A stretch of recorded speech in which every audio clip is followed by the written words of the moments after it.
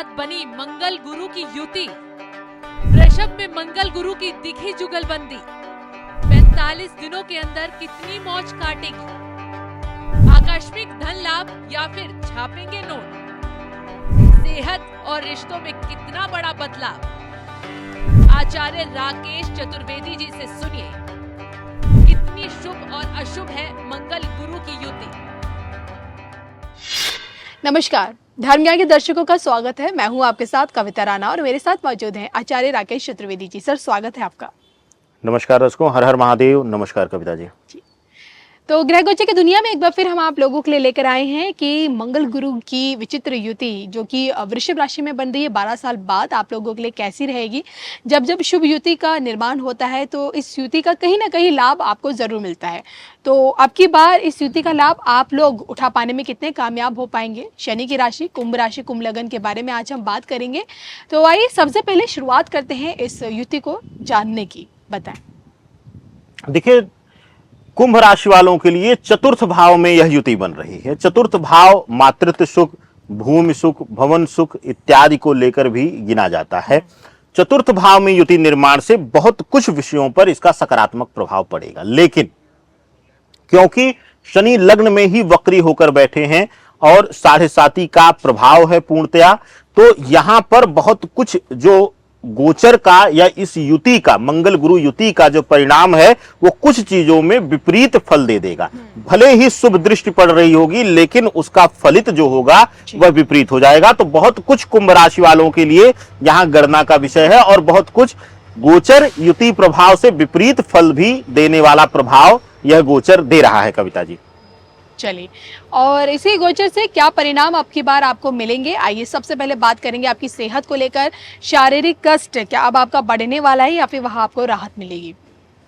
देखिए, शुक्र बुध की युति बनी हुई है और शुक्र बुध की युति हालांकि यहां से गोचर करके निकल जाएगी, लेकिन क्योंकि चतुर्थ भाव में यह बना हुआ है, युति निर्माण हुई है, तो मातृत्व भाव को भी मजबूत करता है, मातृत्व सुख भाव को मजबूत करता है। तो ऐसी स्थितियों में सूर्य का पंचम रहना और पंचम के बाद इसी गोचर काल में युति निर्माण में ही षष्ठम भाव में सूर्य का आ जाना इनको स्वास्थ्य के लिहाज से बहुत ज्यादा पीड़ा नहीं देगा। छोटी मोटी अप एंड डाउन रहेंगी। हाँ, मेडिकल पर लगाव खर्च इनका होगा इस दौरान, लेकिन कोई बहुत बड़ी परेशानी जिससे कि इनके मन में भय आए या समस्या उत्पन्न हो, ऐसी कोई दिक्कत नहीं देखने को मिलेगी कविता जी। यानी स्वास्थ्य के लिहाज से इन्हें राहत मिलेंगे, ये इन 42 दिनों में राहत मिलने वाली है। और क्या इसी तरीके राहत क्या आपको लगता है कोई रिश्तों में भी मिलेगी? अगर ये मानसिक तनाव झेल रहे हैं तो वहाँ इनके लिए कोई बड़ी खुशखबरी है? खुशियाँ रिश्तों के मामले में इनके दरवाजे पर दस्तक देगी?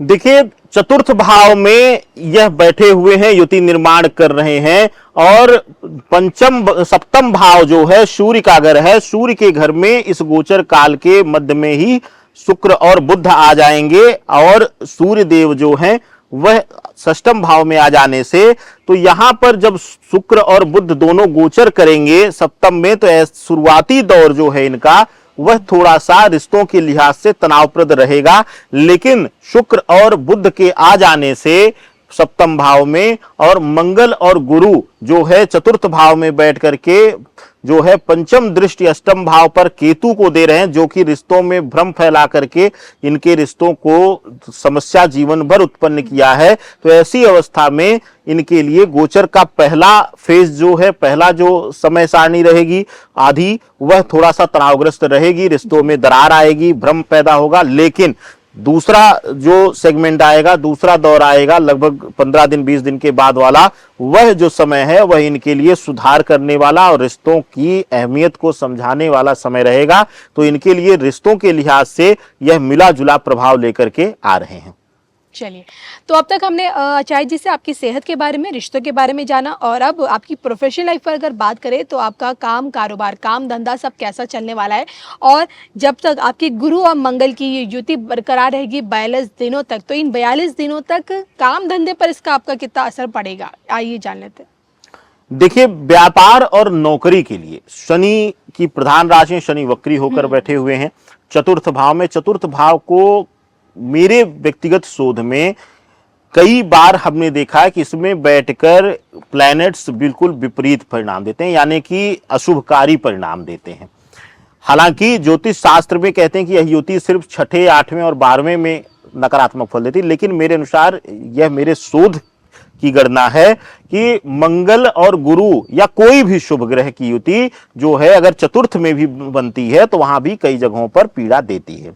अब इसका मूल कारण यह है कि शनि वक्री होकर आपके ही भाव में बैठे हुए हैं, आपके ही घर में बैठे हुए हैं, केतु अष्टम भाव में बने हुए हैं और सूर्य जो है वह शुरुआती दौर में तो पंचम में रहेंगे, पंचम भाव में बने रहेंगे। तो इस दौर में, शुरुआती दौर में कारोबार, नौकरी के लिए बहुत अच्छा समय रहेगा। लेकिन जैसे ही सूर्य छठे भाव में आएंगे, शत्रुगत भाव में आएंगे, वैसे ही इनकी फलित जो है वह बदल जाएगी। तो अभिप्राय यह है कहने का कि शुरुआती दौर इस युति काल का बहुत ही शुभकारी रहेगा, लेकिन 10-12 दिन के बाद जब सूर्यदेव गोचर कर जाएंगे तो उसके बाद स्थितियां, गोचर के बाद की जो स्थितियां हैं वह थोड़ा सा इनके लिए कष्टकारी रहेगी, परेशानियों से भरी हुई रहेगी और इनके ऊपर आरोप प्रत्यारोप लगा करके नौकरी या व्यापार से इनको हटाया भी जा सकता है या रास्ते से हटाने का प्रयास भी किया जा सकता है। चलिए, तो इसी के साथ क्या लगता है आर्थिक तौर पे लाभ, धन लाभ की कितने प्रबल योग अब की बार 42 दिनों में बनते हुए दिख रहे हैं, क्योंकि शनि इन्हीं के घर में बैठे इस कारण भी? देखिए, इनकी जो कुंडली है, इनकी कुंडली अब देखा जाए, अगर लग्न में शनि, इनके घर में शनि वक्री, चतुर्थ में ये स्वयं युति निर्माण कर रहे हैं और नवम और दसम दृष्टि जो है, विशेष करके नवम दृष्टि इनके 12वें घर पे और दसम दृष्टि इनके खुद के घर पर पड़ रही है इस युति काल की, तो इनको आर्थिक रूप से मजबूती दे रही है। आर्थिक रूप से ये मजबूत होंगे, कुछ न कुछ ऐसे काम इनके बनेंगे जो आकस्मिक रूप से इनको बल दे देंगे, लेकिन उस सक्सेस को पाने के लिए इनको इंतजार करना होगा, क्योंकि चतुर्थ भाव में बैठ करके थोड़ा सा फलित लेट होता है और दूसरा शनि भी वक्री होकर इनके घर में बैठे हुए हैं। तो आर्थिक मजबूती मिलेगी, लेकिन उसके लिए इनको सब्र रखना पड़ेगा, इंतजार करना पड़ेगा। कविता जी, इसी के साथ एक छोटा सा उपाय।